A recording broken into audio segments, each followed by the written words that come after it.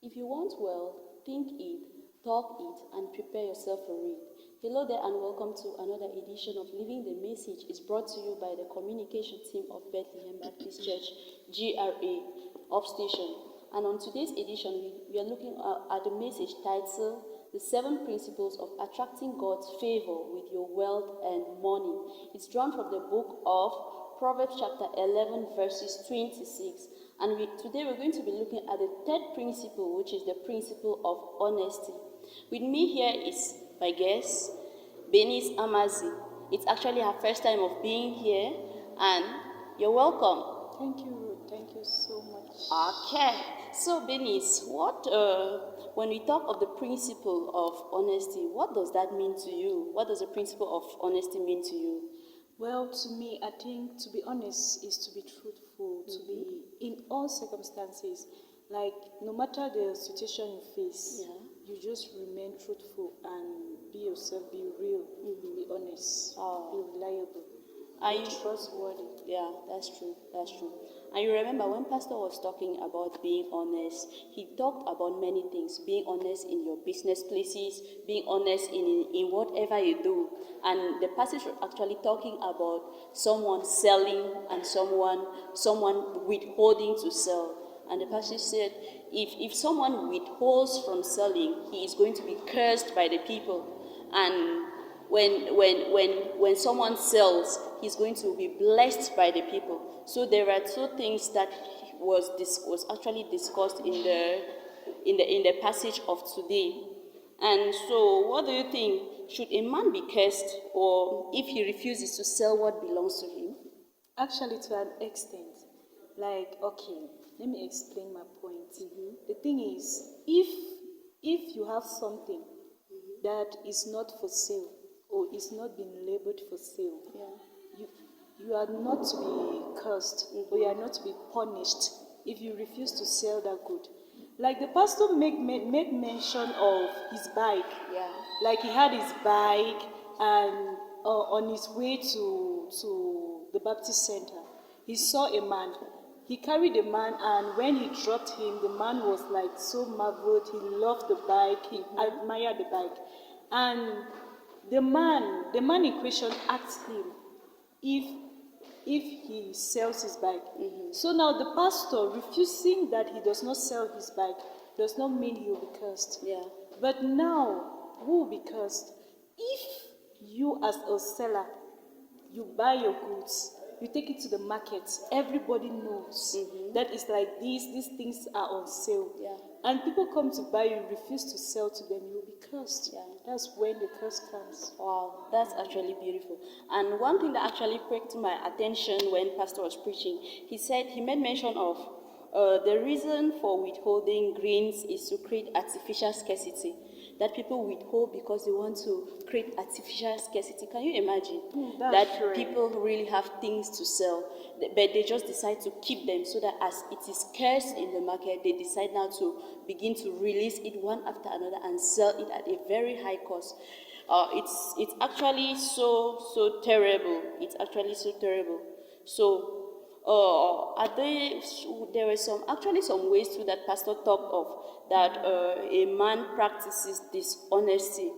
He talked of how that when a man refuses to obey God's word and God's voice in his giving, he's actually practicing dishonesty. Yeah, that's true. Yeah. So there are many other ways how we practice dishonesty in our giving, in the way we relate with people too. We also tell lies to the people around us. But what we are being challenged is to stop that attitude of always practicing dishonesty. So Pastor also brought out some qualities of a person who is honest. So what do you think about the qualities of someone who is honest as spoken upon by the pastor? Okay. Like what I said, an honest person is a trustworthy person. A person that has conscience. Like someone you can rely on. Okay, take for instance, one of the qualities will be, if you are to share something between you and somebody or amongst persons, you make sure you share it in a way that is equal. Don't be told to give somebody like you are giving 4 biscuits. Yeah.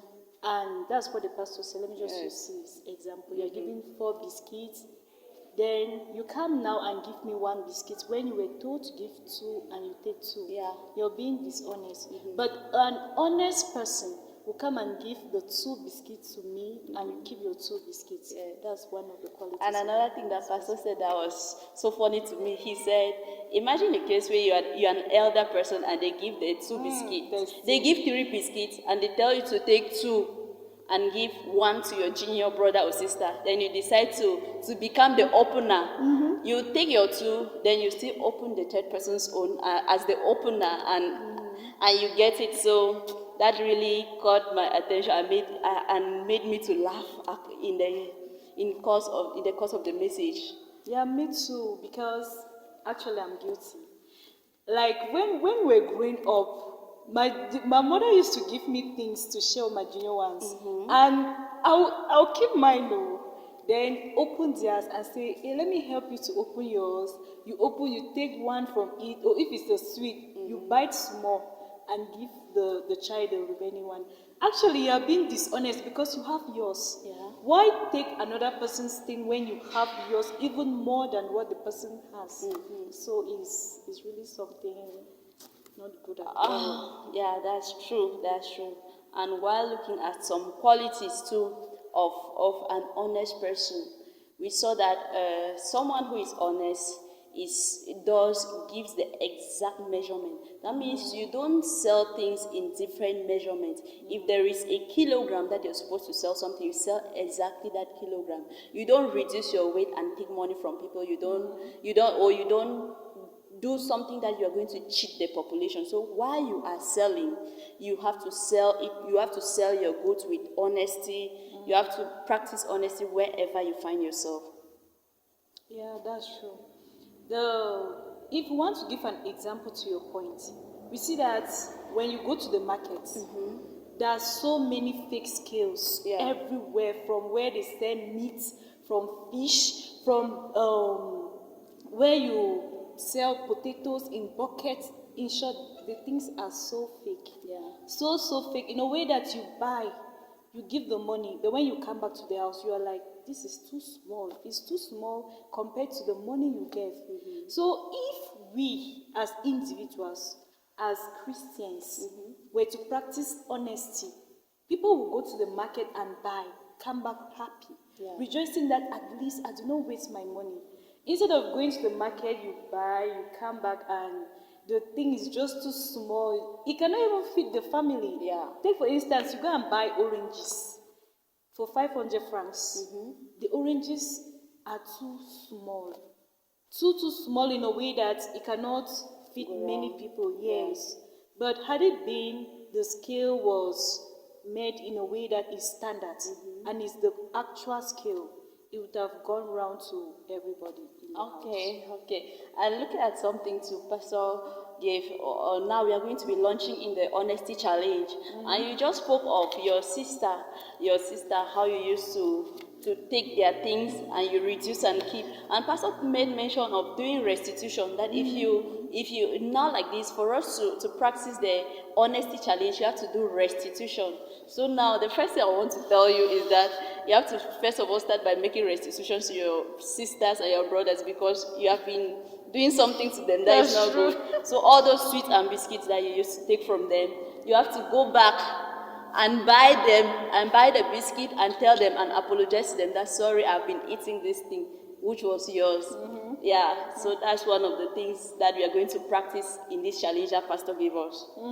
If I'm to practice that, that means I'm going to buy a whole lot of sweets and biscuits, because I've really been dishonest with them when it comes to sharing things amongst them. And I think I will try to do that. I will try to follow that challenge. Okay, Benis, thank you for joining us this time on panel. I would like you to give an encouragement. If you want to encourage someone concerning the honesty challenge that we're going to be taking, what are you going to tell the person? Well, as an encouragement, dear ladies, gentlemen, children, brothers and sisters, parents, It's very, very good to be honest. When you're trustworthy, when you're reliable, when you have that conscience, you will not do things to hurt people. You will do things in a way that you'll be prudent in doing your things. You will not do things to hurt people, but you will do things in a way that the people around you, around your society, will be happy and appreciate you for what you do. If you are a trader, be honest. If you are a businessman, if you are a doctor, be honest. Don't overcharge somebody that comes to you for treatment. Don't overbill the person that comes to you to buy. Be honest in all you do, and trust me, you're going to make so much profit. For honesty pays. Okay, if there is one thing that God expects of us, it is for us to always practice honesty. God is not interested in our dishonesty. Until we meet again, stay blessed.